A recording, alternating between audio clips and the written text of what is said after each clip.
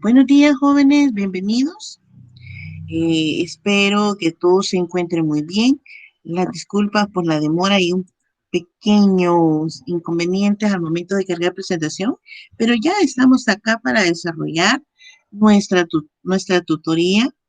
En esta ocasión vamos a abordar dos temáticas importantes: el desarrollo social y afectivo en el adolescente y los principales enfoques teóricos sobre el aprendizaje humano y la adquisición del conocimiento. Ahora bien, señoritas y caballeros, me gustaría saber quiénes han leído los documentos. Veamos, ¿quiénes han leído los materiales? Me gustaría Este, que me colaboren. Dígame, Paula. sí, ya los leí, pero no como a profundizar, pero ya tengo una idea. Ok, Paola, con base a lo que medio ha leído, lo que medio ha abordado, ¿podría decirnos un poco de la temática, por favor? Este, que para el desarrollo del adolescente, como que interfieren bastantes periodos o momentos. También interfieren mucho lo que es la familia, los amigos, el medio social en el que él se encuentre. Y hay diversos acontecimientos como impulsos sexuales. Y del aprendizaje también se dice que es muy importante el, el aprendizaje social y emocional, y que la emoción interfiere con la razón, algo así. Ok, excelente aporte. Veamos quién más quiere participar o darnos su punto de vista. Recordemos que estamos en un proceso formativo. Acá todos los aportes pues son bienvenidos. Veamos quién aparte de Paola quiere dar su opinión o su punto de vista.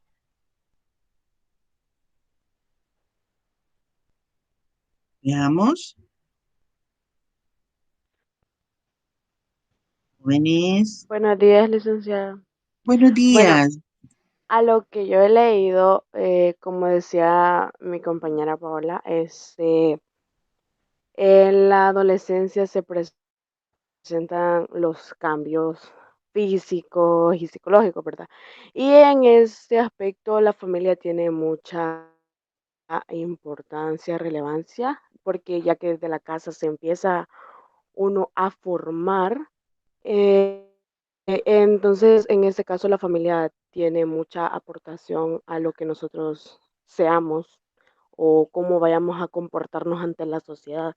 Y esos temas hasta lo que he leído, lo poco que he leído, de eso trata, acerca de cómo el ser humano, el adolescente, perdón, va adquiriendo conocimientos en esta etapa, ya que empiezan a vivir muchos cambios nuevos y a los que quizás no estaban acostumbrados, pero ese es mi aporte, licenciada, lo que yo he entendido. Ok, excelente, me encanta. Recordemos que la adolescencia es una transición que nosotros traemos de la infancia y luego viene la adolescencia y pues luego pasamos a la etapa ya de el adulto. Pero es importante mencionar los vínculos que cada uno de nosotros está generando con base a los entornos que tenemos. Por ejemplo, el principal ente formador para nosotros es la familia. Nuestros padres son los primeros agentes socializadores con los que nosotros compartimos diferentes situaciones. Aprendemos emociones, aprendemos sentimientos, tristeza, y así sucesivamente podemos irlas categorizando. De repente, estoy bien contenta porque veo llegar a mi mamá del trabajo, a mi papá, y lo abrazo, empiezo a experimentar esos vínculos afectivos que poco a poco yo voy fomentando en mi proceso formativo, tanto personal como individual. Entonces, en el material nos habla que la familia es uno de los tópicos más generalizados sobre la adolescencia.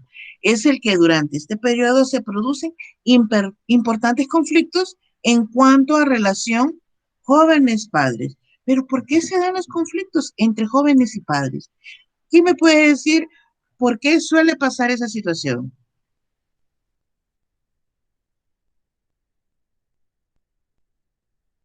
¿Veamos?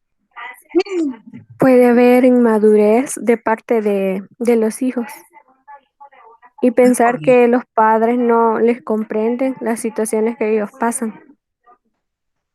Qué excelente, Amanda. Mire qué buen aporte. ¿Y qué es lo que decimos? Como él ya vivió o ella ya vivió, no quiere que yo viva. Es la típica respuesta que el También adolescente brinda. Dígame qué. y también es la confianza que se tienen con los padres, porque, o sea, según leí en el documento, es como que los padres ya en esa etapa como temen al comportamiento que vayan a tomar los hijos.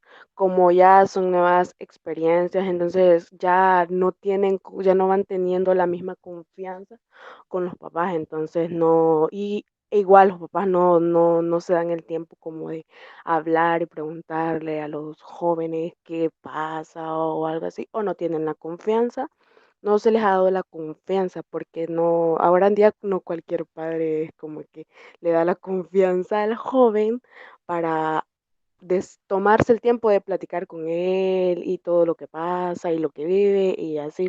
Entonces creo que ese es algo importante en esta etapa, la confianza entre padres e hijos. Gracias, Keila. Es muy importante lo que usted nos acaba de mencionar. Estamos hablando de esa relación padre-hijo, cómo influye el desarrollo social y emocional que tienen los niños para la etapa de la adolescencia. No existe duda que en cada etapa de crecimiento de un niño conlleva muchas alegrías, desaciertos, esfuerzos, tanto que sus padres o los cuidadores en algunos casos o el círculo que rodea a estos niños genera factores que inciden en su pleno desarrollo, pero fundamentalmente se conoce que es el vínculo padre y madre, por lo que es importante mencionar que existe también una teoría del apego y explica la importancia del vínculo temprano que existe y con el niño y los padres. De por sí, la figura paterna y la evolución que vamos teniendo como niños para llegar a ser adolescentes habla del importante rol fundamental que tienen los padres. Es tan importante como el del padre y de la madre son muy, pero muy importantes. Si se percatan que cuando la señorita crece solo con la madre, usualmente son algunos de los casos, no lo voy a generalizar, pero usualmente son las señoritas que se involucran con caballeros mayores, porque en sí están buscando una figura paternal, no es una figura de relación. Por eso se pregunta, ¿y qué le ve esta cipota a ese señor, verdad? Pero en muchos casos se crea un vínculo por ausencia en cuanto a la figura paterna. Entonces ahí empiezan ciertas situaciones que generan algunos comportamientos. Por eso vemos que muchas señoritas menores, adolescentes, se involucran con adultos mayores. También otro de los elementos principales que hay que mencionar es que se debe hacer una práctica activa en cuanto a la crianza. Esto va a generar mayor autoestima, seguridad en los niños, además de ser una instancia para construir y establecer vínculos con otros, pero sobre todo jóvenes, basado en el respeto y en el amor. Entonces, estamos hablando que vamos a generar esos vínculos tan necesarios para llegar a este punto que nos mencionaba usted, Keila. La adecuada comunicación, el cariño, el respeto, que son tan importantes y es necesario reconocer a nuestros hijos. No solo se trata de decir, ay, mi hijo ya creció, sino que también volvernos empáticos con nuestros hijos. Sí, en efecto, como padres no queremos que nada malo les pase a nuestros adolescentes, pero también debemos permitir que tomen sus propias decisiones y que sepan que una acción trae una consecuencia, tanto positiva como negativa. Pero muchas veces los padres no suelen hacerlo así como yo lo estoy diciendo. Entonces muchas veces utilizan la imposición para que el hijo haga lo que realmente se desea hacer. Y ese es uno de los errores principales que se cometen, porque muchas personas, muchas, y no voy a generalizar, sino que pero digo, muchas o algunas personas tratan de vivir algo en algún momento que no vivieron, pero lo quieren vivir a través de los hijos. Por ejemplo, aquellas personas que no han estudiado y ven que sus hijos van preparándose y que van sacando una carrera universitaria, muchas veces quieren vivir a través de los hijos la experiencia universitaria. O aquellos padres que fueron reprimidos en algún momento durante su adolescencia, eh, tratan de vivirla a través de sus hijos con los amigos de sus hijos. Entonces son situaciones que se van dando y que no estamos exentas a. Así que se la voy poniendo para que ustedes vayan teniendo una idea de todo ese tipo de situaciones, pues obviamente que se nos van presentando. No sé si hay alguna duda, algún comentario extra que quieran hacer antes de seguir avanzando o profundizando en la temática o algún aporte extra.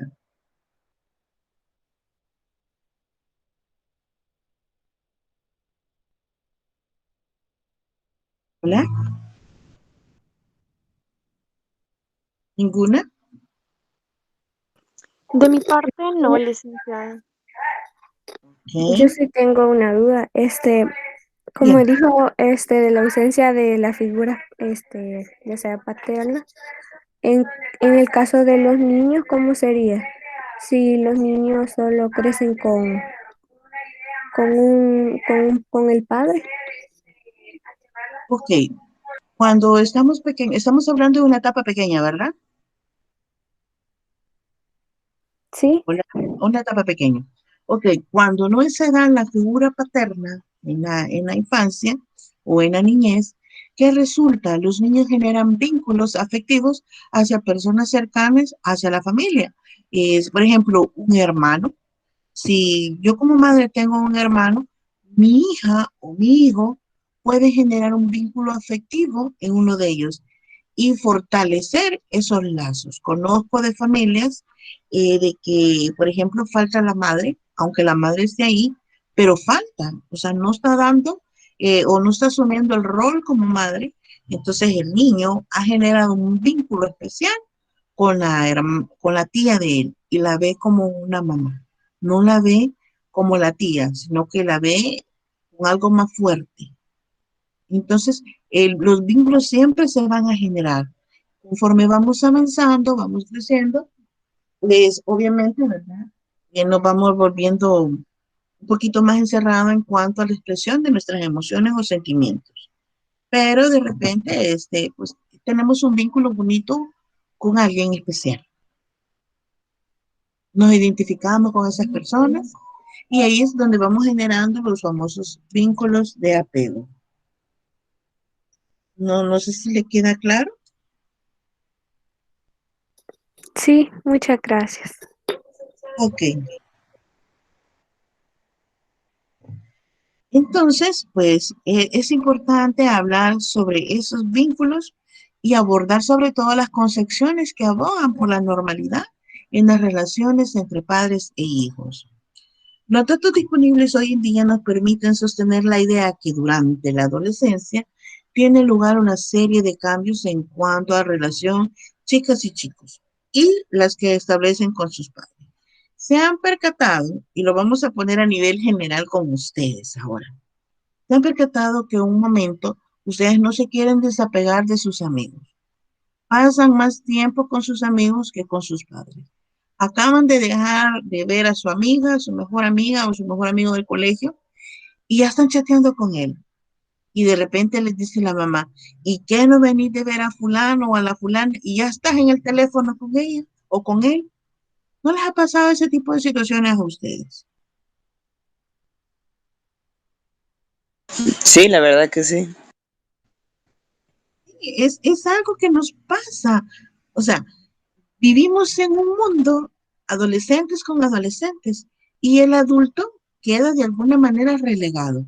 Entonces convivimos entre pares, entre iguales, porque nos identificamos, sentimos que los problemas de ellos son iguales a nuestros problemas. Entonces, muchas veces por eso se da de alguna manera el desapego que tenemos con nuestros padres. Y cabe mencionar, jóvenes, que esto es parte de los primeros duelos que nosotros vivimos en nuestra adolescencia. Por ejemplo, voy a hacer mención. Un duelo que se vive y que no se toma conciencia de él es cuando uno de los padres abandona a los hijos. Desde ahí tuvimos el primer duelo, pero no lo sabíamos. O sea, nosotros creemos que el duelo se da cuando perdemos a un familiar que amamos y sabemos que ya no va a existir esa persona.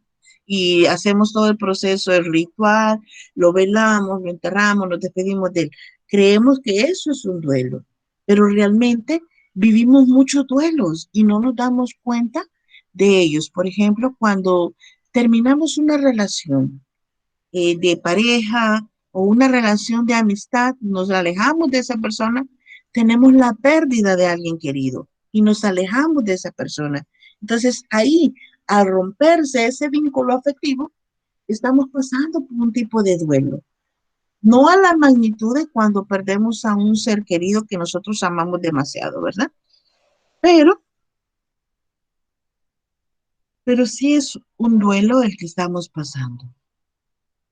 En el material habla también sobre ser capaz de presentar argumentos sólidos y convincentes en cuanto a las discusiones familiares, lo que daría un claro cuestionamiento de la autoridad de los padres.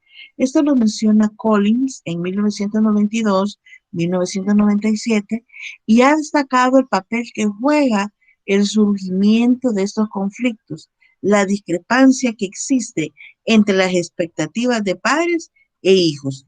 Según este autor, jóvenes, durante el periodo de los cambios rápidos, como la adolescencia temprana, se producen importantes modificaciones en las percepciones y en las expectativas que las personas tienen de los demás y sobre todo de sí mismos. Es aquí lo que yo mencionaba en cuanto que algunos padres de alguna manera tratan de vivir sobre la vida de los hijos algunos aspectos. Yo como madre quise ser doctora, por decir algo así, pero no pude por A o B motivo. Ah, pero yo quiero que mi hijo sea doctor, que mi hija sea doctora y que sea de los mejores, ¿verdad? Entonces empiezo a trabajar en cuanto a ese aspecto, pero en algún momento me obsesiono, por decirlo así, por vivir lo que yo no viví y estoy sometiendo y presionando a mi hijo o a mi hija y voy dejando de lado posiblemente aquellos factores o aquellos elementos que realmente quiera mi hijo o mi hija. Imagínense que yo quiero que él estudie medicina, pero ella quiere estudiar artes plásticas. Es una gran discrepancia entre lo que yo quiero con lo que ella desea. Y al final, ¿quién es el que va a estudiar? Mi hija. Yo no voy a estudiar, yo no me voy a desvelar noches con ella haciendo el trabajo. Pero ¿quién es la que va a dar el mayor esfuerzo? No va a ser mi hija. Entonces es muy importante abordar esa parte justa y necesaria, el poder mencionarla porque son elementos que están ahí y que están afectando de alguna manera. A ver, ¿quién me ayuda leyendo la presentación, por favor?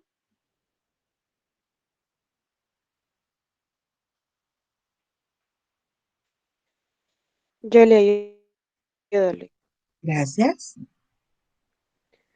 Hay distintas razones que pueden justificar ese cambio en las relaciones familiares tras la pubertad. En primer lugar, hay que destacar los cambios cognitivos ya conocidos, cambios que van a afectar a la forma en que piensan sobre ellos mismos y sobre los demás. Estas mejoras intelectuales, perdón, van a permitir al joven tener una forma diferente de apreciar las normas y regulaciones familiares, llegando a cuestionarlas. Además, su recién adquirida capacidad para diferenciar lo real de lo hipotético o posible le permitirá concebir alternativas al funcionamiento de la propia familia. También será capaz de presentar argumentos más sólidos y convincentes en sus discusiones familiares, lo que supondrá un claro cuestionamiento de la autoridad de los padres. Ok, gracias. Es muy importante hacer pues, el hincapié sobre estas distintas razones. No se trata en sí solo de justificar esos cambios que se dan en la pubertad y, y que van afectando en el proceso de cambio que cada uno vamos teniendo. Recordemos que la familia es la primera escuela y es donde se crean aquellos valores, aquellos principios. Si un niño crece con buenas prácticas, con los recursos necesarios para ser un buen adolescente, créanme, al momento de esa transición que tanto temen muchos padres, ese adolescente tendrá muchos valores, muchos recursos que le permitirán discernir entre lo bueno y lo malo, la toma de decisiones que éste va a tener en cuanto a diferentes situaciones o elementos que se le estén presentando en su proceso formativo para la vida. Así que es muy importante apreciar las normas, las regulaciones que hay entre familias, en la capacidad para diferenciar la parte que puede ser y lo que no puede ser, que está permitido dentro de la familia. Como sabemos, dentro de la familia, pues existen normas que se deben de cumplir, horarios, reglas, el respeto mutuo, no tocar las cosas de la hermana, no faltar el respeto. Entonces, es importante hablar de tantos elementos y que nosotros vivimos en casa. No estoy alejándome de la realidad. Sin embargo, estoy tratando de entrelazar teoría con diferentes situaciones que muchos vivimos en casa. De repente, probablemente alguien se identifique con lo que yo pueda estar mencionando.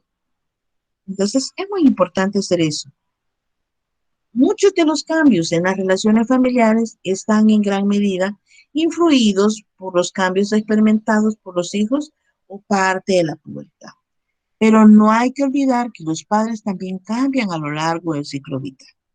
Y es posible que mientras sus hijos atraviesan la adolescencia, ellos estén también haciendo frente a algún momento evolutivo delicado, atravesando alguna crisis personal acrecentada al ver que sus hijos se están haciendo mayores, todo lo cual puede incidir en las relaciones que sus hijos establecen.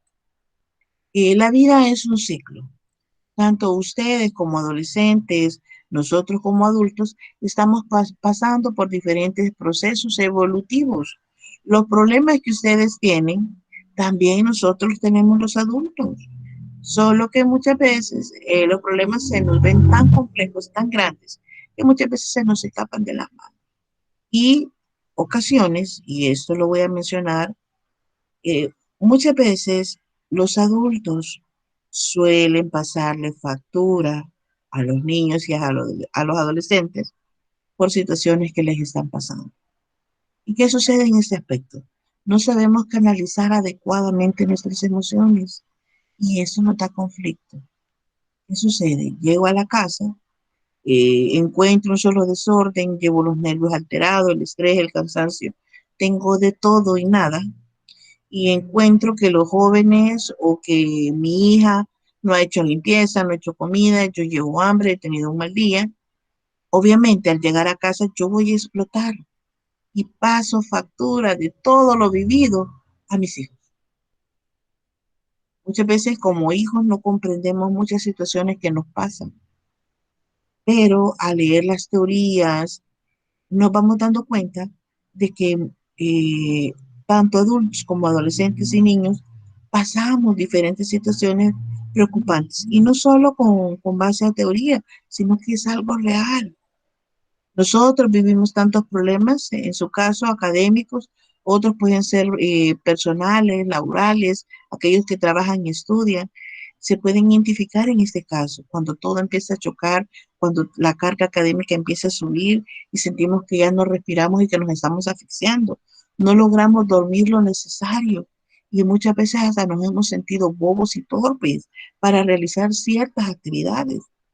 Pero eso no significa que nosotros retransmitamos alguna frustración o algo que nos ha pasado, se lo estemos pasando a alguien. Entonces, eso no justifica muchas acciones que muchas veces nosotros podamos tener. Entonces, es importante hacer mención de ello. No sé si hay alguna duda, algún comentario, algo que quieran hacer, pues lo podemos realizar en este momento.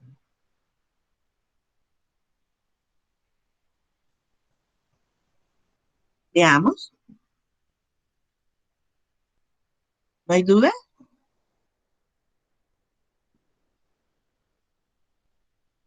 Jóvenes, De mi parte, no, todo queda súper claro. ¿algún aporte extra que quieran hacer? Ok, bueno, avanzo.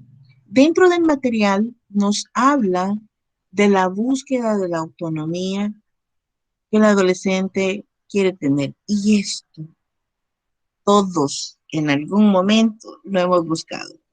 Todos queremos tener la autonomía.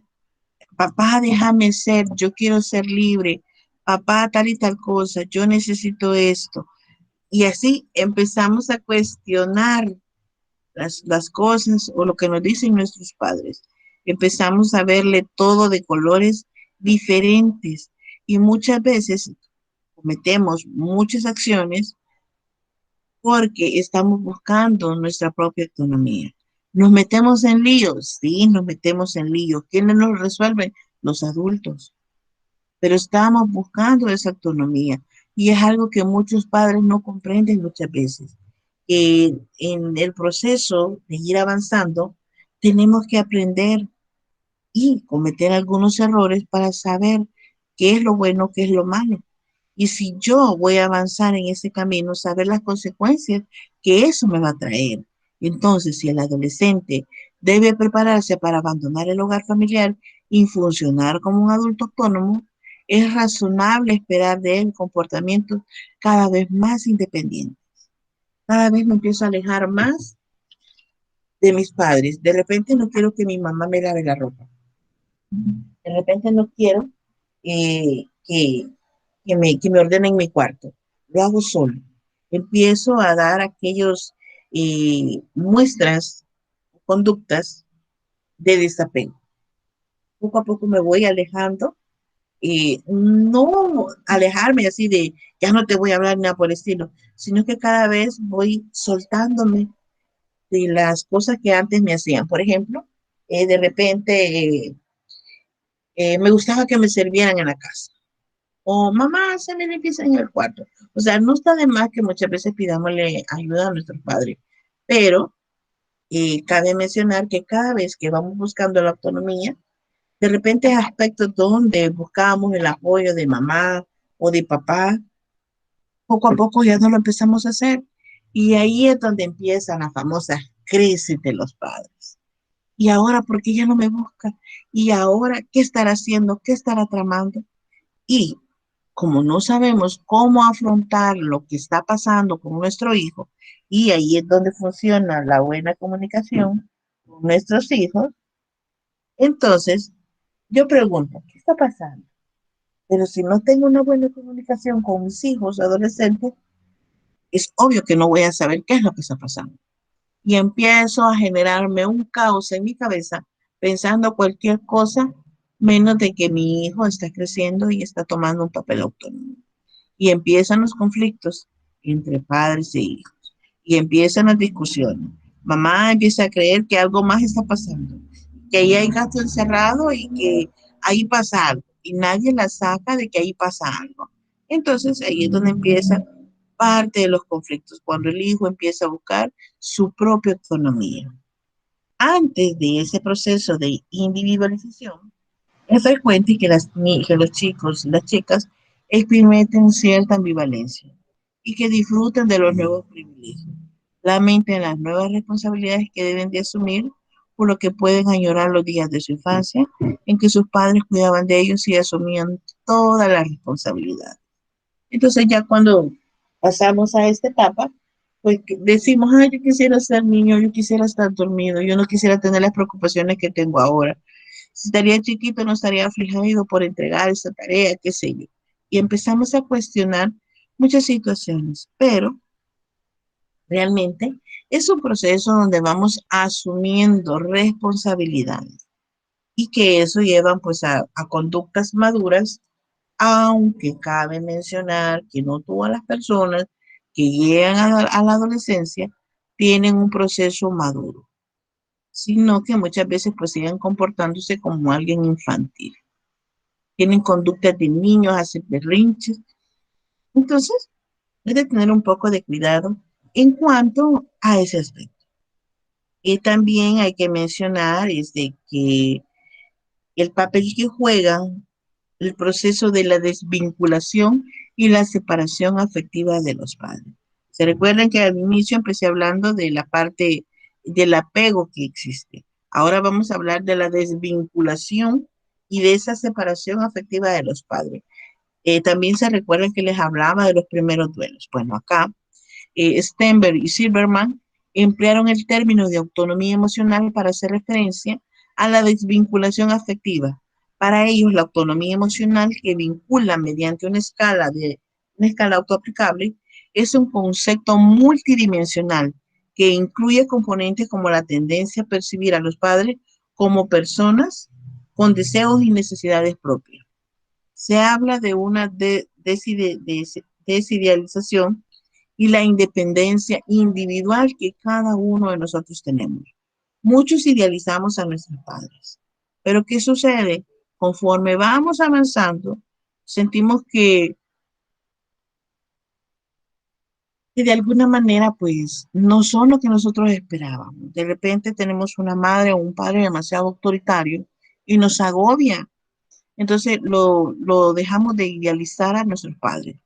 Según Steinberg y Silverberg, esta autonomía afectiva es necesaria para que se produzca el proceso de individualización. Aunque en primer momento la separación afectiva de los padres puede dejar al chico o a la señorita en una situación de vulnerabilidad y vacío emocional. ¿Se acuerdan lo que hablábamos de los apegos de las señoritas que buscan hombres mayores, caballeros que buscan a mujeres mayores?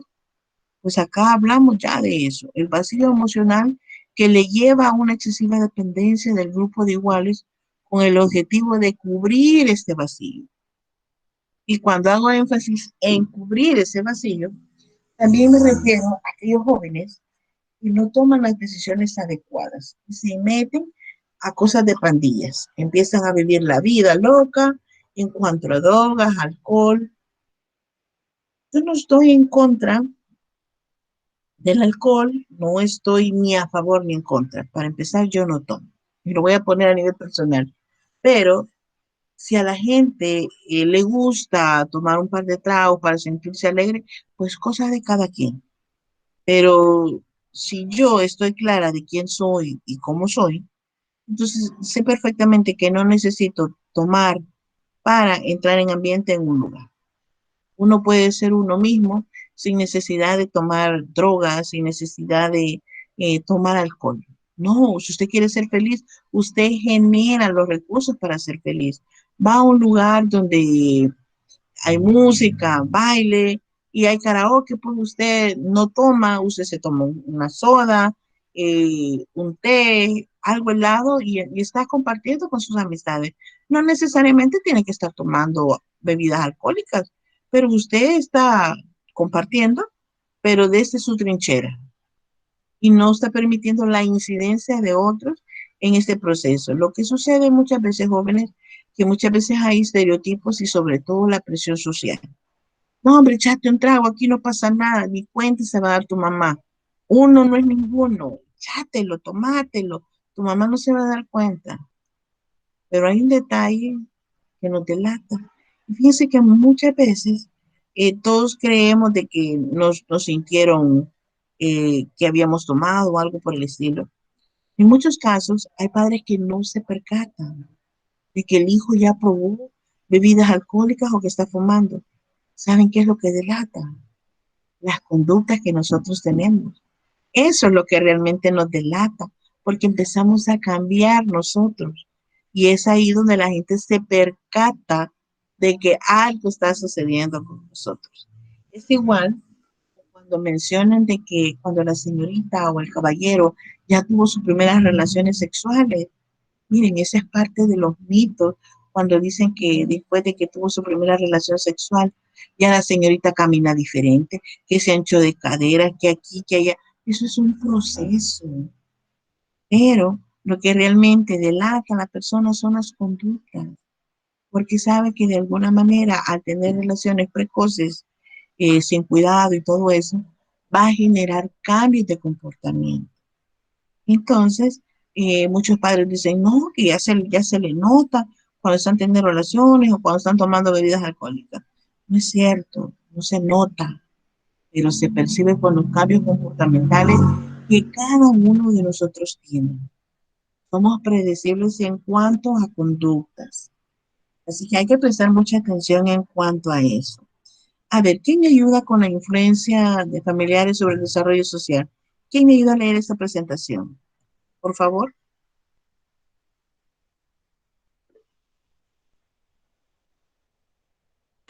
¿Puedo ayudarle, licenciado? Sí, Denis, claro que sí. Ok. Dice, influencia familiar sobre el desarrollo social. Los datos disponibles en la actualidad apoyan la hipótesis de que el medio familiar óptico para el desarrollo y la autonomía del adolescente es aquel que en las relaciones de los padres con los hijos combina el afecto con el favorecimiento de la individualidad mediante conductas que estimulan la autonomía cognitiva y la iniciativa propia.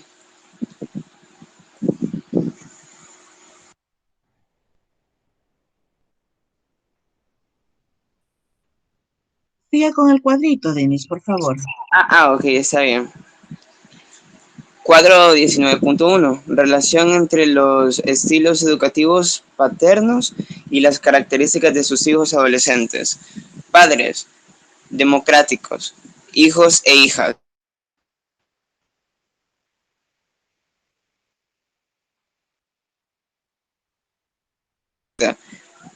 Con los permitivos, los hijos e hijas tienen confianza en ellos mismos, poco malestar psicológico, problemas de conducta y abuso en el consumo de drogas. Padres autoritarios. Los hijos suelen ser obedientes y orientados al trabajo, a veces hostiles y rebeldes, poca confianza en ellos mismos, problemas depresivos. Con los padres indiferentes, suelen haber problemas escolares, problemas de ajuste psicológico, muchos problemas de conducta y abuso en consumo de drogas.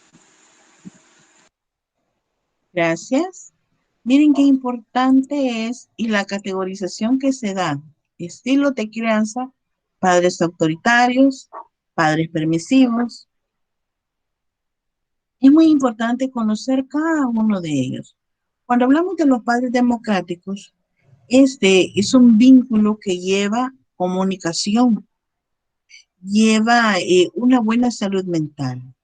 Cuando los padres no, de alguna manera, no tomamos todas las decisiones en cuanto a nuestros hijos y los involucramos en las actividades de la casa, en la toma de decisión, que es tan importante, se han percatado que cuando en algún momento de nuestra niñez o adolescencia, muchas veces decía, miren, váyase para allá que esta es conversación de adultos, usted no puede opinar.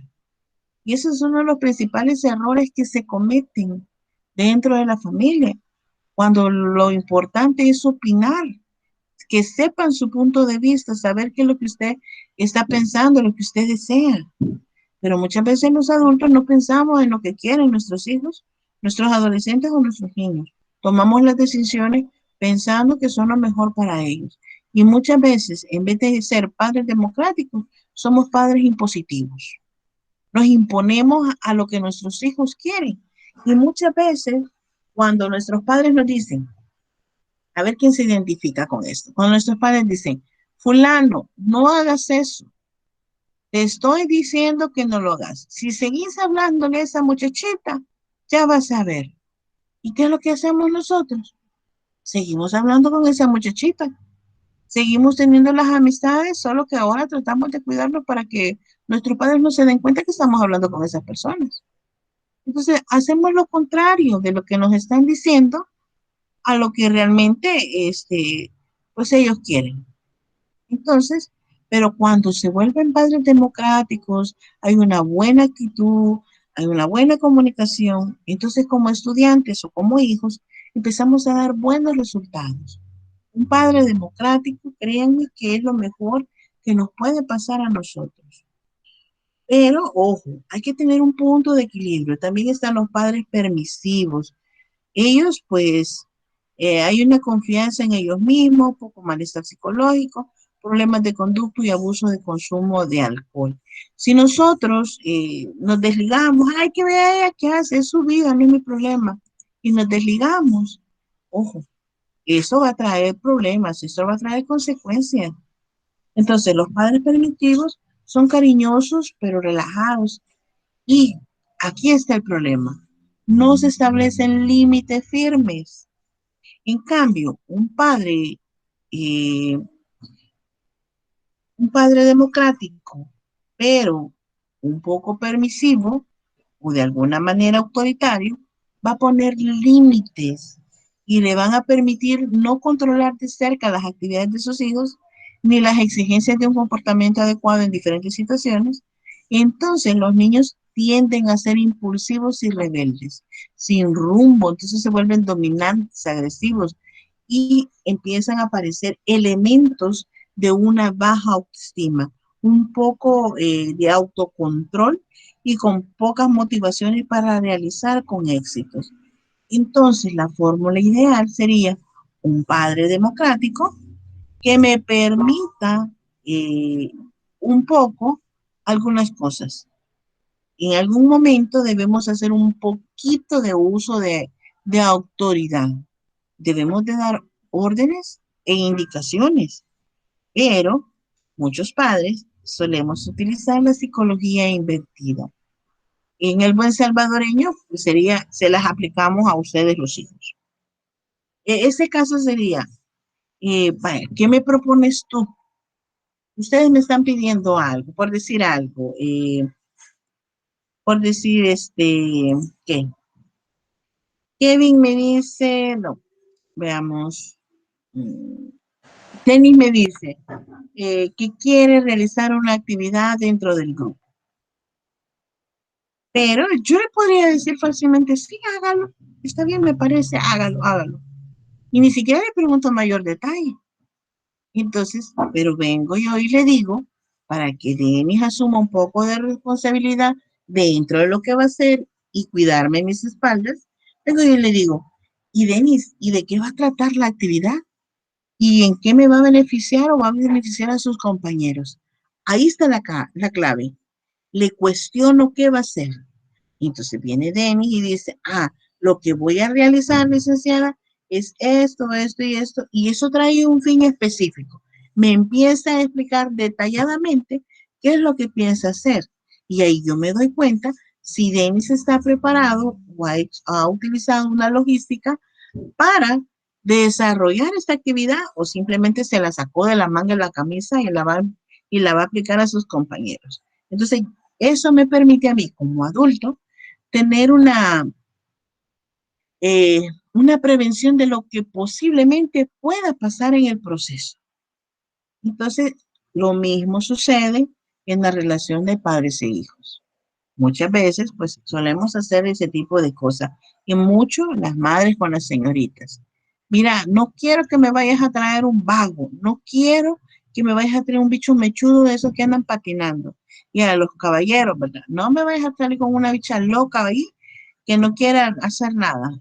Tiene que aprender a hacer oficio y empezamos, ¿verdad?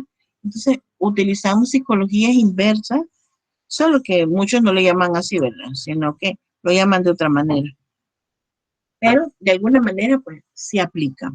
Los padres autoritarios, pues como la misma palabra lo dice, son imponentes, a veces hostiles, y esto, ojo con esto, un padre eh, impositivo son inflexibles, exigentes y severos cuando se trata de controlar el comportamiento de los adolescentes. Tienen demasiadas reglas y se vuelven tóxicos de alguna manera. Exigen obediencia y autoridad y están a favor del castigo como una forma de controlar el comportamiento de sus hijos. Yo con esto no estoy de acuerdo. El castigo no es bueno, ni palabras que duelen, ni golpes que dañan.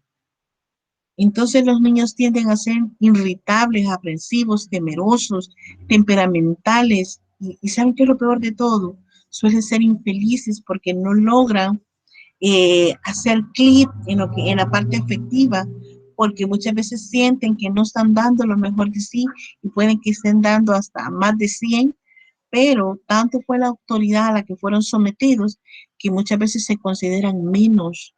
Entonces es ahí donde empiezan a aparecer todas aquellas inseguridades, aquellos niños talentosos pero inseguros al momento de tomar ciertas decisiones.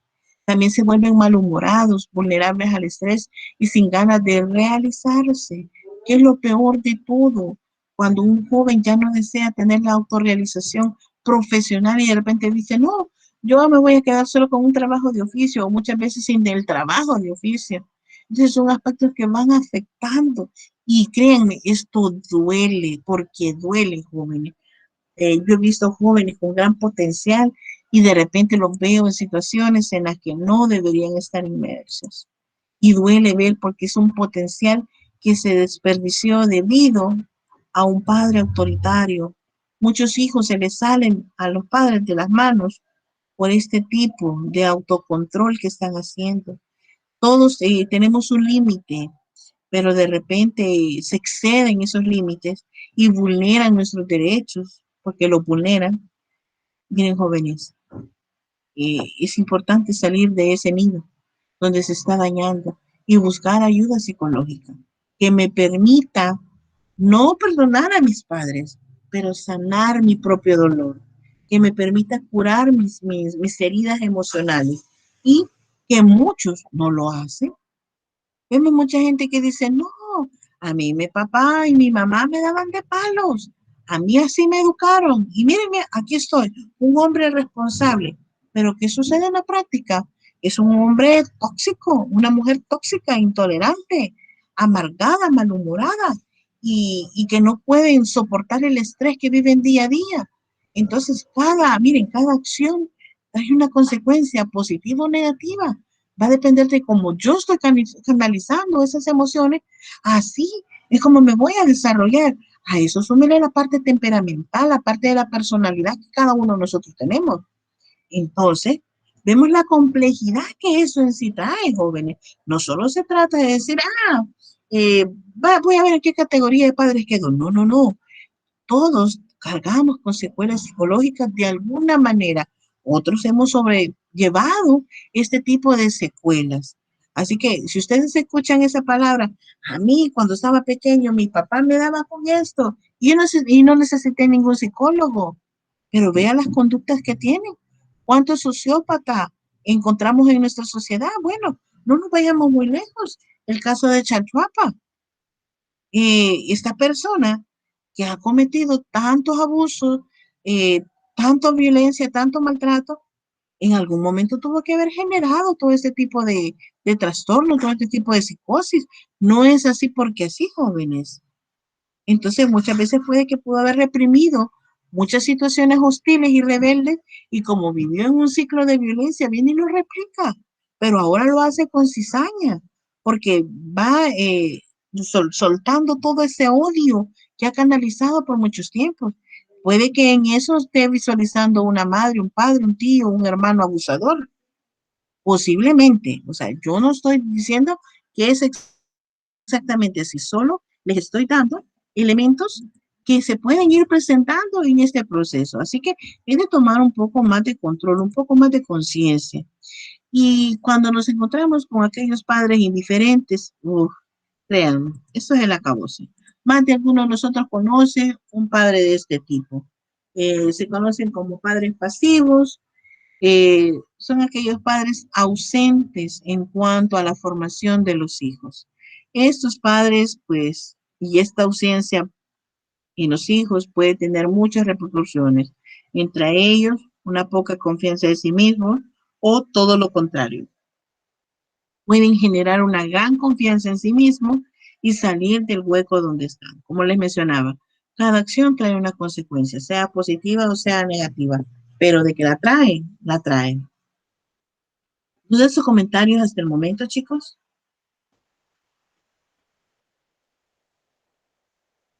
Veamos algún aporte extra que quieran hacer. Niños, jóvenes, ya se me durmieron. Bueno, quizás sí, como en manera de confirmación lo que usted dice, ¿verdad? Que cada hijo, quiera sí o no, es el reflejo de su padre. Entonces son como conductas que se van reproduciendo de generación en generación, que poco a poco, pues yo diría que es bastante bueno que últimamente cosas han estado cambiando, ¿verdad? Se ha estado viendo todo desde una perspectiva diferente, pero no dejan de haber aquellos casos en el que el hijo va imitando lo que ha aprendido, lo que ha recibido del padre. Y es como el ejemplo que usted dice, ¿verdad?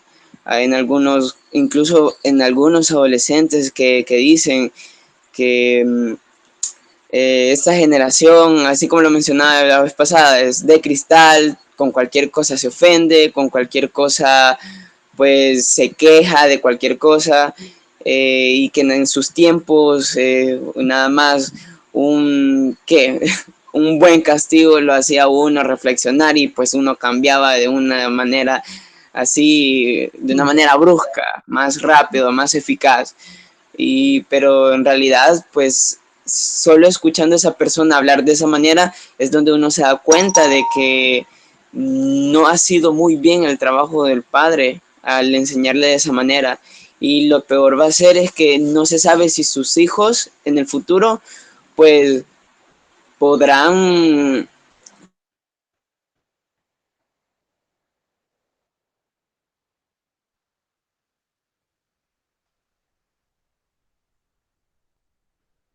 Hola, ¿nos fue? Bueno, creo que se le Solo cortó. eso es, Ah, licenciada. ok, Denis.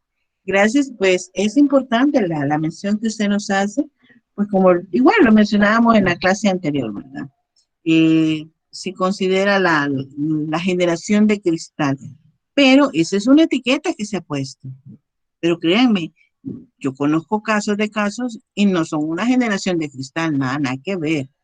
O sea, son jóvenes que están saliendo adelante a pesar de muchas situaciones. Así que no nos dejemos llevar por la etiqueta. Es algo que usualmente se hace en nuestra sociedad.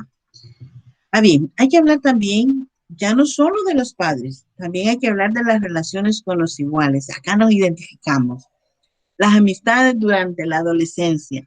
A pesar de que durante la adolescencia la familia sigue ocupando el primer lugar, es nuestro mayor referente socializador. Pero ¿qué pasa cuando empezamos a interactuar chicos y chicas? Se van desvinculando de los padres. Yo lo que decía al inicio, que yo les mencionaba.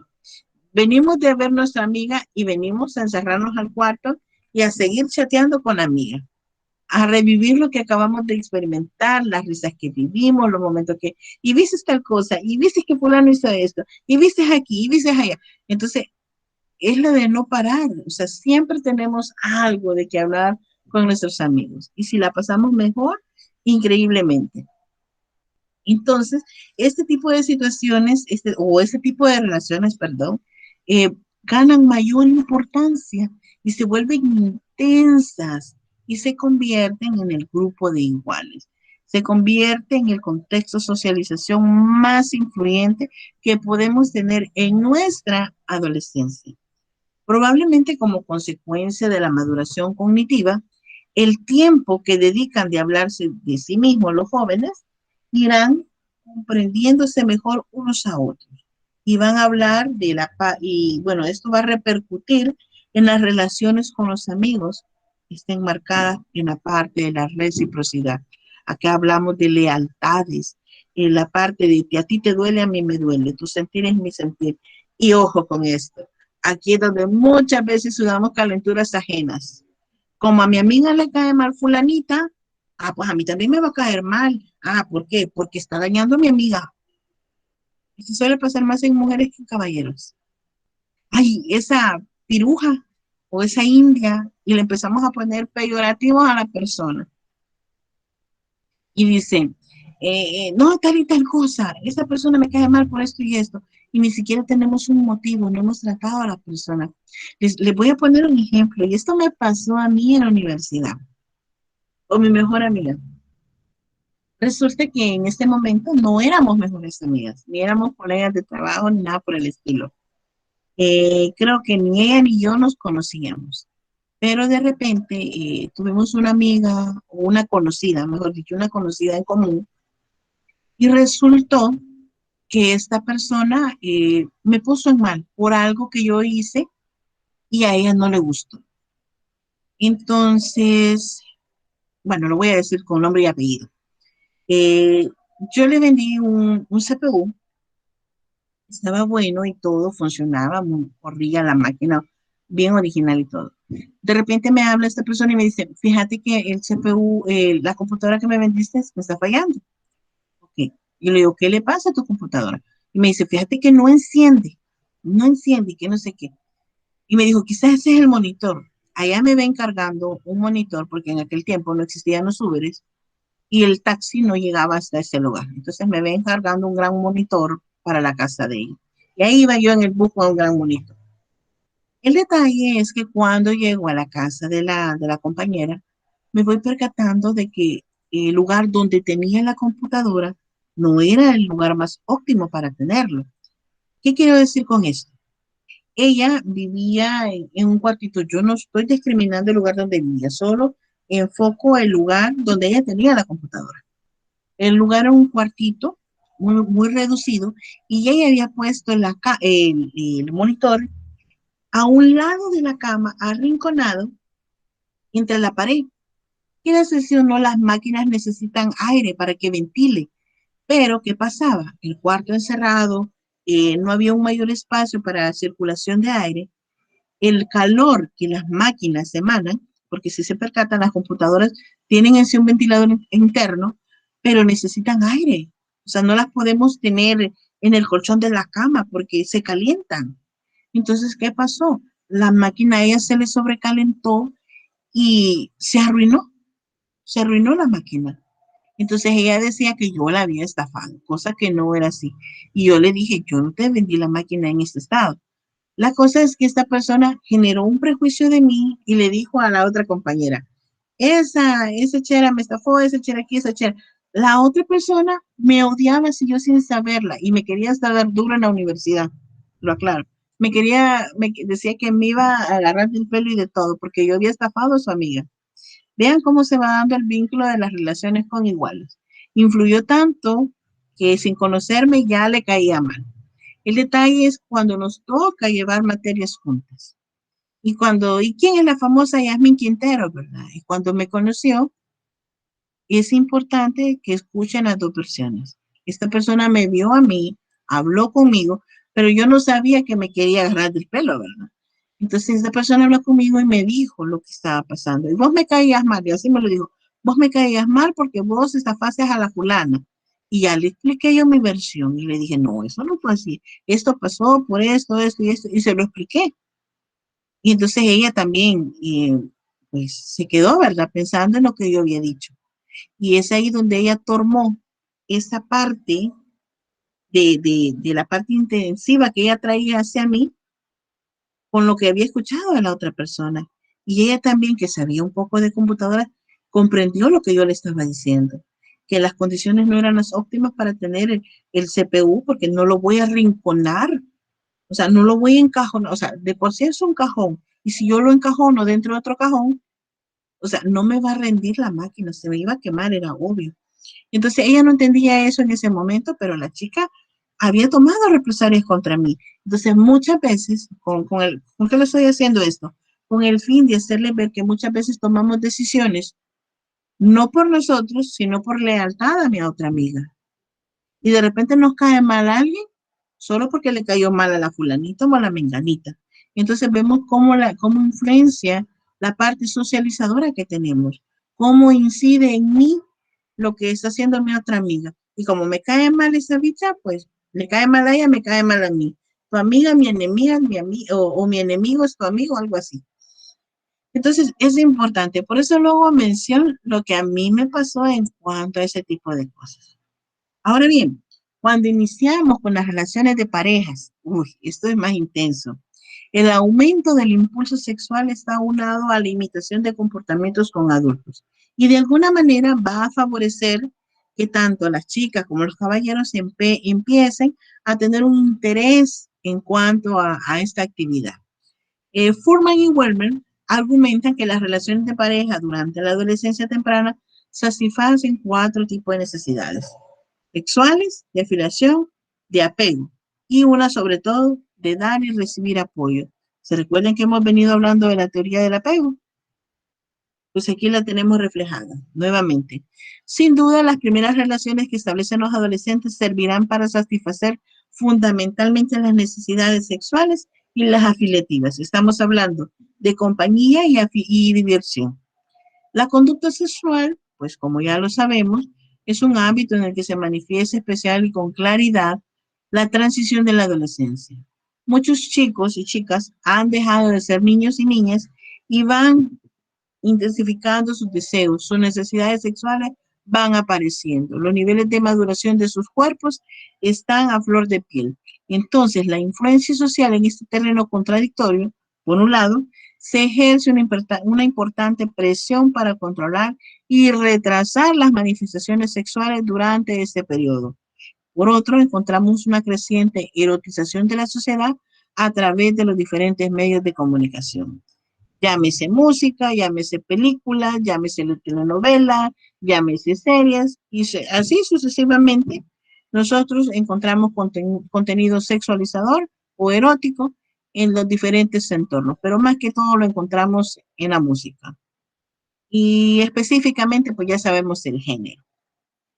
Muchos pues lo han utilizado como un recurso de venta.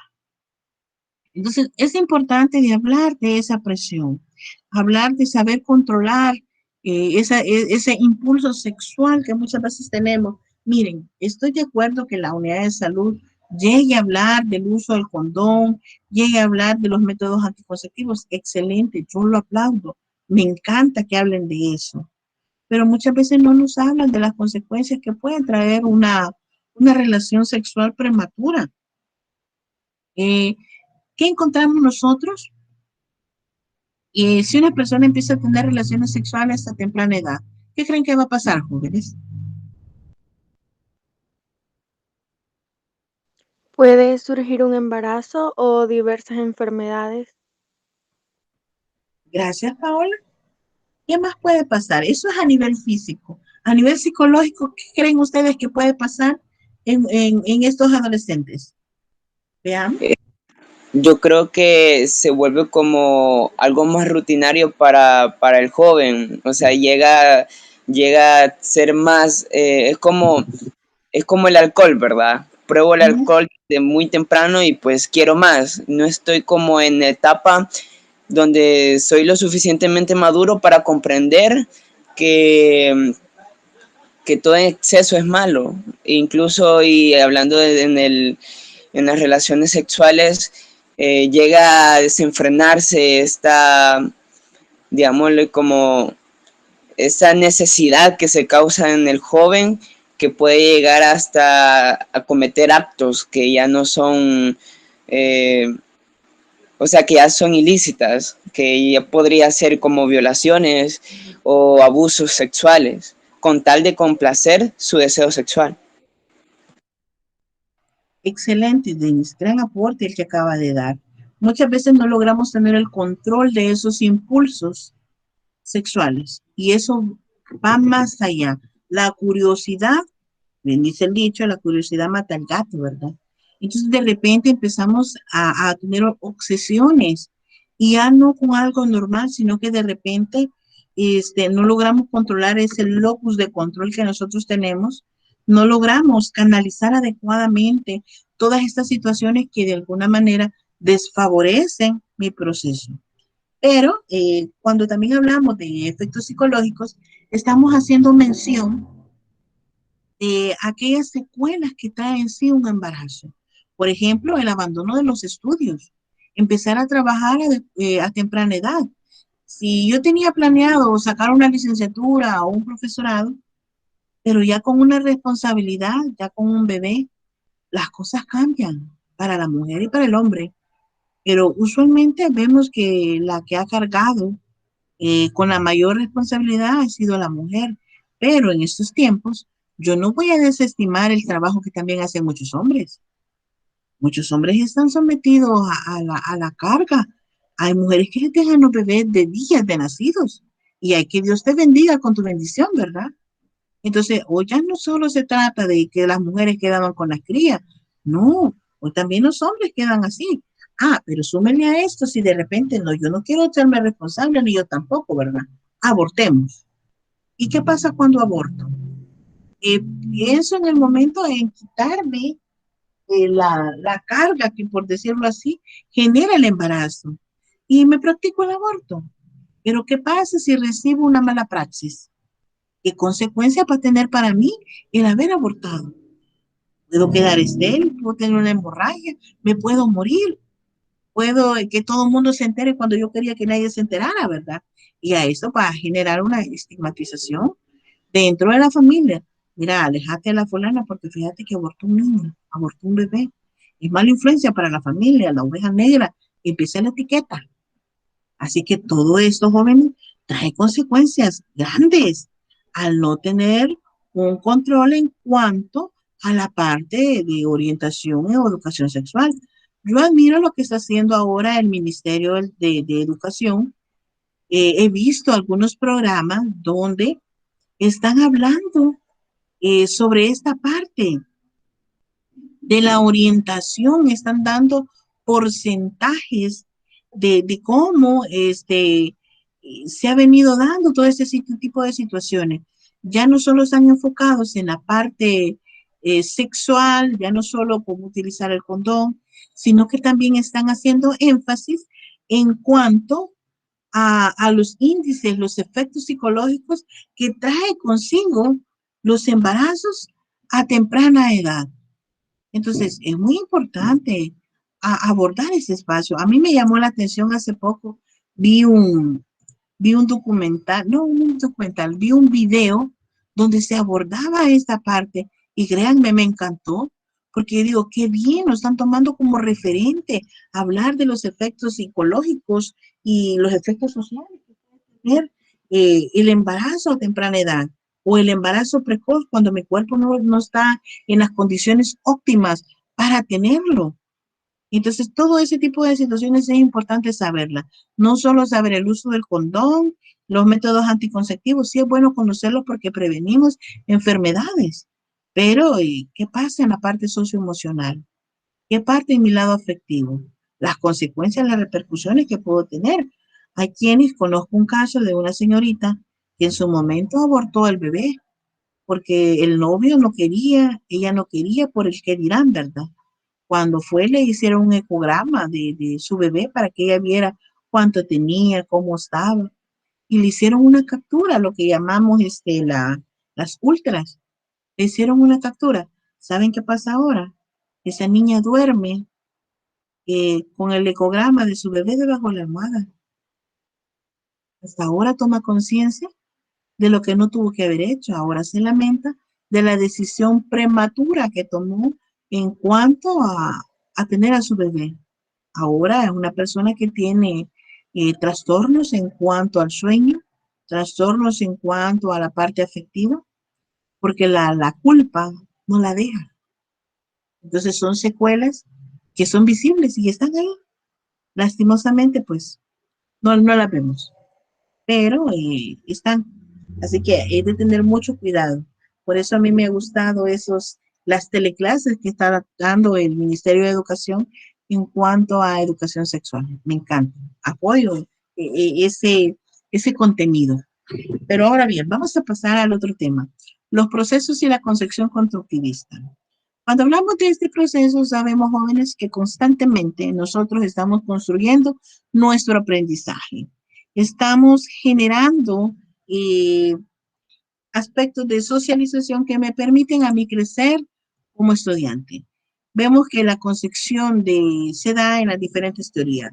Los profesores y la escuela, la concepción constructivista del aprendizaje, cómo voy realizando cada uno de estos aspectos.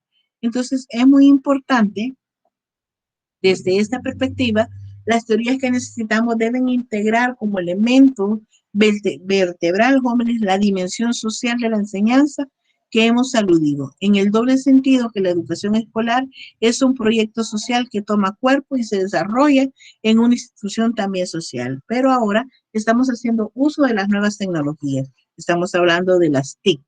Ello posee varias consecuencias. Por una parte, obliga a jóvenes a realizar una lectura de toda la información que se nos está presentando. Es por eso importante hablar del contenido, de los materiales que a ustedes se les suben, para que ustedes vayan leyendo, vayan recapitulando toda esa información y que al momento de venir a la clase, pues ustedes también desarrollan conmigo y la vuelven más interactiva la clase.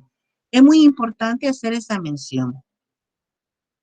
También, pues, hay que afirmar que los profesores en cualquier nivel de la enseñanza disponen de marcos explicativos, teorías articuladas y coherentes que parecen como instrumentos útiles en el sentido de que nos va a permitir a nosotros desarrollar nuestra labor como docente y donde podamos plantear como preguntas, polémicas, y la parte importante, es decir, disponer de una teoría que nos permita avanzar en el contenido y también retransmitir algo concreto a ustedes. ¿Quién me ayuda a leer esta lámina, por favor?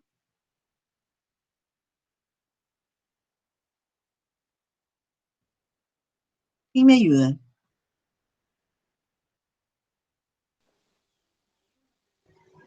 Yo. Ok. Dice, parece pues que lo que necesitamos son teorías que provean de instrumentos de análisis y reflexión sobre la práctica, sobre cómo se aprende y cómo se enseña. Teorías que pueden y deben enriquecerse hasta el infinito con aportaciones acerca de cómo influyen en ese aprendizaje y en la enseñanza las distintas variables que en él intervienen. Distintos tipos de contenido, formas de agrupamiento diversificadas, características de la disciplina, contextos culturales contrastados, etc. Pero que pueden funcionar como catalizador general de algunas preguntas básicas que todos los docentes nos planteamos. ¿Cómo aprenden mis alumnos? ¿Por qué aprenden cuando aprenden? Porque a veces no consiguen aprender, al menos en el grado en que me había propuesto, perdón. ¿Qué debo hacer para que aprendan? ¿Qué quiere decir que aprenden? Aprender es repetir, es construir conocimiento. Si es esto último, ¿qué papel juega la enseñanza en una construcción personal? ¿Qué es lo que se construye? ¿Qué papel debe atribuirse a los contenidos? Ya la escuela y a la educación produce, aliena, libera, desarrolla y tantas más. Gracias, Marcela. Miren qué importante todo lo que se genera. Se hace un autocuestionamiento de por qué, cómo le va a servir. Estamos hablando de la metacognición, que es uno de los procesos claves que se busca para el abordaje de ciertas situaciones o elementos que ustedes van a adquirir en su proceso formativo. También es importante hablar los profesores y la escuela. Esto obliga pues a las lecturas, a los fenómenos, en cuanto al aprendizaje, cómo se van dando, cómo se va dimensionando tanto a nivel individual, tanto a nivel grupal, las consideraciones de los contenidos, los aprendizajes como productos sociales. Acá entra la parte de la cultura, la transculturización, lo del profesor como un agente mediador entre el estudiante y la sociedad, la persona y el alumno, como aprendiz social, cómo deberán convenientes matizadas cada una de las situaciones. Por otra parte, explica el impacto de estas prácticas educativas en cuanto a la naturaleza del crecimiento de las personas.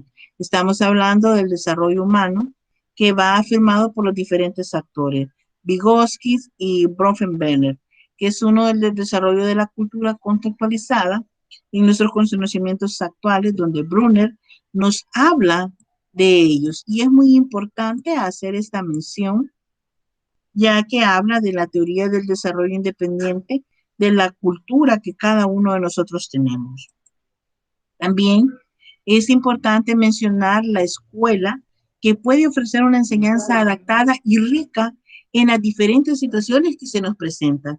Se brinda un clima favorable para el desarrollo del aprendizaje, hablamos de profesores trabajando en equipo, existe una dirección eficaz, se disfruta de una considerable estabilidad en la parte del docente. Hablamos de un currículum que se planifica cuidadosamente. Cuando hablamos del currículum, no crean que es la hoja de vida. Estamos hablando de la malla curricular. Los padres apoyan la tarea educativa del centro, los valores asumidos por la escuela y así sucesivamente una serie de elementos que se nos van presentando. Y es ahí donde se toma la concepción constructivista del aprendizaje escolar y la enseñanza. Acá hablamos escuela, cultura y desarrollo. Es evidente que a través de la escuela y la familia y los diferentes medios de comunicación, entramos en contexto en una cultura determinada y que en ese sentido va contribuyendo a la conservación y también genera parte de la preocupación por una escuela alienadora y estática que ha sido una constante entre pensadores y diversas disciplinas. Pero ahora vemos que la educación no está estática, la educación ha venido evolucionando y si no, pues los invito a entrar a la parte del MINET para que ustedes vean los diferentes cambios que se están generando desde los diferentes marcos normativos y las guías que ahí mismo están para las instituciones sociales. Esto refiere que la escuela no debe negar su carácter social o la parte socializadora que éste tiene y que de alguna manera pues van a ayudar a inferir en el estudiante, pero también hay que hablar que esos quedan lejos a las explicaciones que sitúan un plano reactivo. Entonces, de alguna manera se puede dar el aprendizaje objetivo. También aprender es construir. Constantemente estamos construyendo aprendizaje, jóvenes. La teoría constructivista pues, nos dice que somos capaces de elaborar una representación personal de algo y que cómo lo pretendemos aprender. Entonces, cuando nosotros aprendemos, estamos reconstruyendo nuestros procesos de aprendizaje. Se da una asimilación y una acomodación en los diferentes procesos formativos. Yo recibo la información, la asimilo, la acomodo, pero luego la replico. Y cuando la replico, es como la forma como yo aprendí a construir mi mismo proceso de aprendizaje.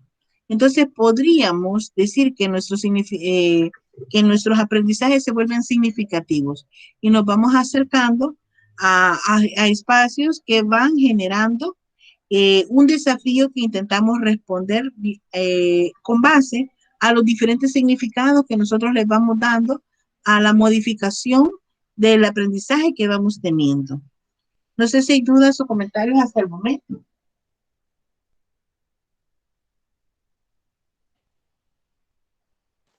¿No hay dudas? Licenciada, ¿me podría Bien. explicar un concepto? El de la concepción constructivista. La concepción constructivista habla de que el estudiante es el portador o es el creador de su propio conocimiento. Nadie va a aprender, o sea, ni su amiga, ni su mamá, ni su papá, nadie va a aprender por usted, sino que es usted misma, valga la redundancia, la que va a generar ese aprendizaje con constructivista. O sea, usted crea su propio aprendizaje. El constructivismo en sí es una corriente pedagógica que brinda las herramientas necesarias para que usted como estudiante, o ustedes, perdón, como estudiantes, sean capaces de construir su propio conocimiento como resultado de todas las experiencias anteriores obtenidas en cuanto a su proceso formativo. Entonces, en sí, el constructivismo tiene que ver en esta parte, cómo yo construyo mi propio aprendizaje, cómo asimilo la información, cómo la replico, cómo la retransmito a las demás personas lo que yo he aprendido. Ejemplo de ello, cuando ustedes se preparan para leer para un examen, antes solían hacer muchos que hacían cuestionarios, resúmenes, mapas mentales, mapas conceptuales. Ustedes realizaban todo eso. De repente se reunían en grupo a estudiar. Una de ustedes empezaba a explicar, por decirle algo, Paola empieza a explicar lo que ella comprendió, cómo ella asimiló esa información y le empieza a replicar a los demás compañeros y pone ejemplos textuales de lo que la otra compañera no logra captar. Y es ahí donde usted ha generado su propia construcción con base a teorías, no saliéndose de la realidad. Entonces, con base a las teorías, usted le da una interpretación y lo aplica. Entonces, usted tiene claro que construir eh, significa que usted es la generadora de su propio aprendizaje con base a las teorías que se le están presentando. No sé si hay dudas o comentarios. Sí, claro, todo claro. Muchas gracias. Ok, Paola. Ok, avancemos. Ya casi terminamos, jóvenes. Construir en el aula o en la escuela, como sabemos, es un ámbito intenso. Hay una actividad mental increíble y ahora más con la teleclase, ¿verdad? Ahora con las clases en línea, sabemos que tenemos que leer porque si no, nos sentimos, con todo respeto, nos sentimos un poco perdidos cuando el tutor o la tutora está hablando. No sabemos qué responder por el hecho que no estamos contextualizados con la información. Se lo voy a decir a nivel personal, a mí eso me pasó recientemente. Ha cambiado mucho la información, los nuevos teóricos. Como sabemos, la educación es algo evolutivo, va cambiando constantemente. A mí me sucedió hace poco eso, eh, en cuanto a unas teorías, y le voy a mencionar, me sentí un poco boba al saber de que y lo que me estaban diciendo no, sí lo comprendía, pero no captaba la idea esencial de lo que la persona me quería decir. Entonces, fue algo bastante complejo, así que les entiendo, jóvenes, cuando ustedes puedan sentirse de esa manera, un poco bobos, un poco tensos, por lo mismo que están experimentando. Pero en mi caso, pues yo les menciono, jóvenes, si tienen dudas, comentarios, no tengan temor de preguntarme. Recuerden que estoy acá para ayudarles en su proceso formativo. Así que no duden en hacerlo, ¿ok? Igual yo me tomaré mi tiempo para responderles y hacerles llegar la respuesta que ustedes necesitan en el momento. Ahora bien, hay que hablar también de aquellos criterios que son discutibles y reversibles, de aquellos aspectos de la cultura cuyo aprendizaje se considera que va a contribuir al desarrollo de los alumnos en su doble dimensión de socialización y en la medida que lo va acercando a una cultura de su medio. Estamos hablando de la parte socializadora externa, interna, que es muy importante retomar. Los profesores y la escuela y la concepción constructivista deben permitir responder a nivel general las preguntas encubiertas. ¿Qué ocurre cuando el alumno aprende y cuando no aprende? ¿Qué significa aprender? ¿Cómo se le puede ayudar? Deben partir de una consideración acerca de la naturaleza social y socializadora de la enseñanza.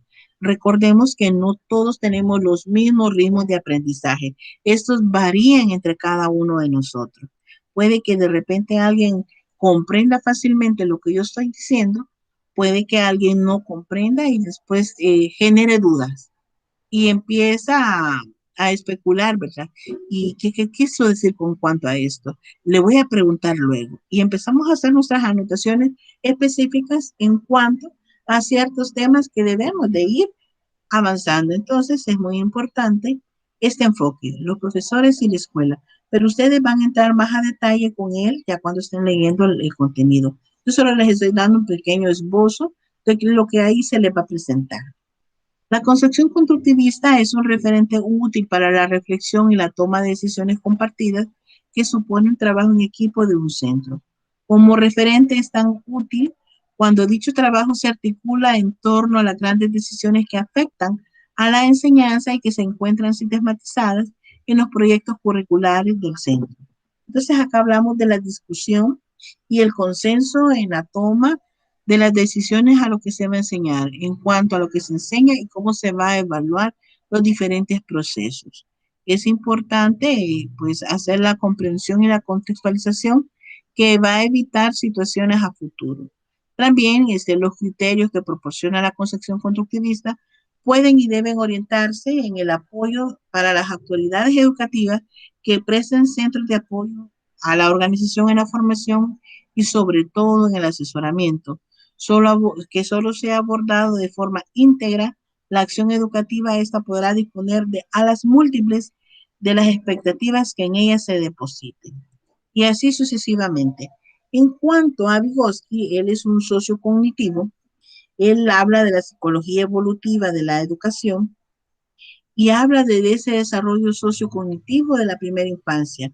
Habla de la aparición del lenguaje y la comunicación constructivista del lenguaje y escrito en los diferentes aspectos. Las perspectivas de un comportamiento que puede ser entendido si se actúa en la fase, su cambio, es decir, la historia que el niño ha traído, que el adolescente ha traído y que le va a permitir avanzar un poco más allá en cuanto a la formación. A ver, ¿quién me ayuda con esta última presentación, por favor? ¿Quién me ayuda? Yo, ¿Ok? pensamiento y lenguaje. Uno de los aportes más significativos de la obra de Vygotsky lo constituye la relación que establece entre el pensamiento y el lenguaje. Señala que en el desarrollo ontogenético ambos provienen de distintas raíces genéticas. En el desarrollo del habla del niño se puede establecer con certeza una etapa preintelectual y en su desarrollo intelectual una etapa prelingüística. Hasta un cierto punto en el tiempo, las dos siguen líneas separadas, independientemente una de la otra. En otro momento determinado, estas líneas se encuentran y entonces el pensamiento se toma verbal y el lenguaje racional. El autor señala que la transmisión racional e intencional de la experiencia y el pensamiento de los demás requiere un sistema mediatizador y el prototipo de este es el lenguaje humano. Además, indica que la unidad del pensamiento verbal se encuentra en el aspecto interno de la palabra, en su significado. Gracias, señorita, muy amable. Acá estamos hablando de otro componente importante que es la zona de desarrollo próximo. ¿Qué es lo que yo sé y qué es lo que no sé? Entonces, es importante hablar sobre ese aprendizaje. Estamos hablando de la zona de desarrollo próximo. Cómo las herramientas o cómo aquellas habilidades blandas me van a permitir a mí avanzar o adquirir un conocimiento. Es muy importante mencionar los elementos que inciden en ese proceso. Y Vygotsky, pues nos habla de ello. ¿Qué es la zona de desarrollo próximo? Pues miren, este es un concepto creado por Vygotsky que se refiere a la distancia que existe entre el desarrollo psíquico actual que tiene la persona y el desarrollo potencial, lo que puede lograr alcanzar la persona habiendo desarrollado todos aquellos procesos. En el desarrollo, lo que sabe hacer, muchas veces necesitamos la ayuda de un maestro, de un mentor, de un guía que nos enseñe a realizar ciertas actividades. Por ejemplo, cuando empezamos a escribir, muchos de nuestros cuidadores, padres, tíos, hermanos, primos, nos tomaban la mano para que nosotros hiciéramos los diferentes trazos de las letras, aquellos que tuvieron la dicha, ¿verdad? Por el otro lado, la parte de la zona del desarrollo potencial es cuando logramos realizar la actividad sin ayuda de un maestro, de un tutor, sin de un guía, logramos realizar por nuestra cuenta sola, por nuestra propia cuenta, logramos realizar los los trazos. Entonces es ahí donde se está potencializando nuestra zona de desarrollo, que es muy importante saberla conocer, saberla identificar. Y como esto, obviamente, pues a mí me va a ayudar y todas aquellas ventajas que va a tener en mi proceso formativo. Así que es muy importante. Ahora bien, jóvenes, con eso estaríamos finalizando la clase. Sin embargo, quiero recordarles la guía del trabajo que traemos para desarrollar el esquema que está para el 14 de junio. El tema a realizar es principales enfoques teóricos sobre el aprendizaje humano y la adquisición del conocimiento. Solo es el tema 8, jóvenes. ¿Ok? Dentro de la plataforma de Genome, ustedes van a encontrar la guía y ahí dice tema para la realización de esquema. En el esquema, los criterios, pues ya saben, va para el 14 de junio, hora de entrega 11:55. Esto debe de presentar portada, índice, introducción, objetivos, tanto general como específico, el contenido que es el esquema, las conclusiones, las recomendaciones y las referencias. Si ustedes por A o B motivo retoman material que no esté dentro de plataforma, por favor citarlo, porque si no, automáticamente se considera como un plagio, jóvenes. También deben de tomar en cuenta la parte de la rúbrica, que es lo que nos permite a nosotros evaluar cómo ustedes han realizado el esquema. Este no debe ir dentro de su trabajo, pero está explícito dentro de él. Cuando me refiero a la parte explícita, es la síntesis del tema, el enfoque, las palabras clave, la organización, la presentación del esquema como tal. Y que para tener la puntuación perfecta, cada una de ellas debe de responder a los criterios que acá se les menciona. Así que no sé si hay dudas o comentarios en cuanto a esa temática.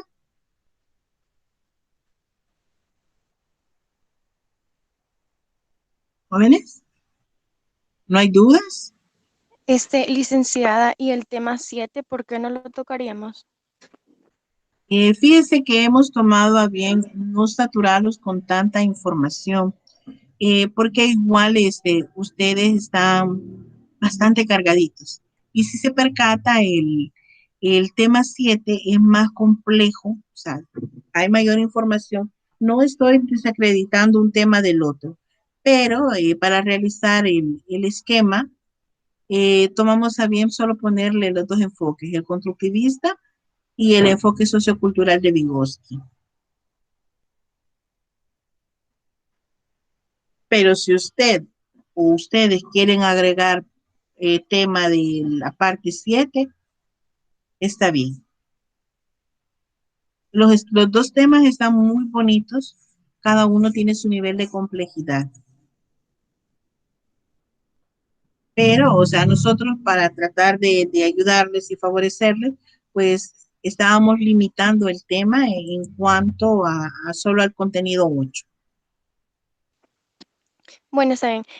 Y como vamos a sacar la información de estos documentos, y es necesario ponerle la bibliografía si solo la sacamos de estos PDFs, la Sí, información.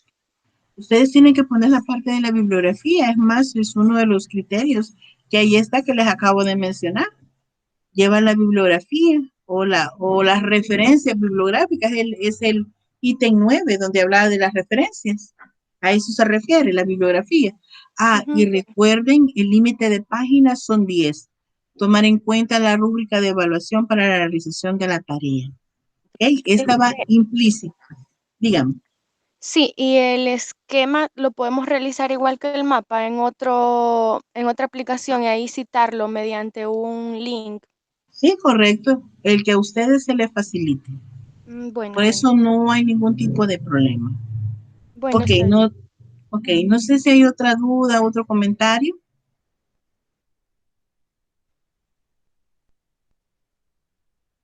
¿No hay más De mi dudas? parte, de mi parte todo bien, licenciada. Ok, excelente. Veamos, ¿alguien más? ¿Dudas, comentarios? Bueno, y si los hay, pues háganmelo saber. Yo con gusto les respondo, jóvenes.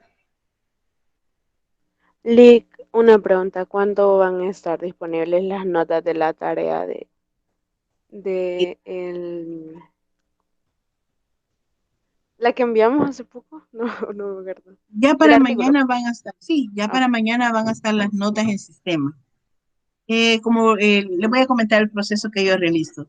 Yo me detengo a leer uno por uno y hago un análisis, voy ahí evaluando que se cumplan los criterios y ya cuando tengo a todos calificados, automáticamente empiezo a subir las notas. Y eso lo voy a realizar mañana.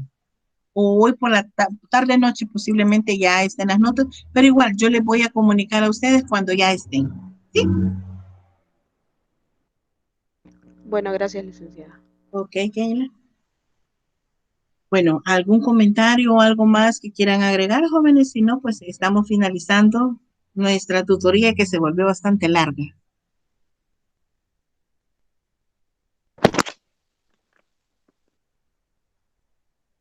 ¿No hay más dudas, comentarios, jóvenes? Bueno, entonces llegamos hasta aquí, jóvenes. Feliz fin de semana. Avancen en las actividades que tienen. Traten de descansar también, es justo y necesario. Y pues, también algo importante, felicitar a aquellos que vinieron a votar el día viernes. Ya vieron los resultados, cómo están. Así que, pues, felicidades a todos aquellos que participaron y ejercieron su derecho a la educación. Y la votación que es parte de los derechos que tenemos nosotros como estudiantes. Así que no queda más, pues, desearles un bonito fin de semana, jóvenes. Bendiciones. Muchas gracias. Un placer. Muchas gracias, licenciada. Feliz día. Gracias igual, Denis. Bendiciones. Muchas gracias, licenciada. Feliz día, bendiciones. Muchas Gracias, gracias. Kelly, Natalia, Amanda. Bendiciones a ustedes también. Cuídense.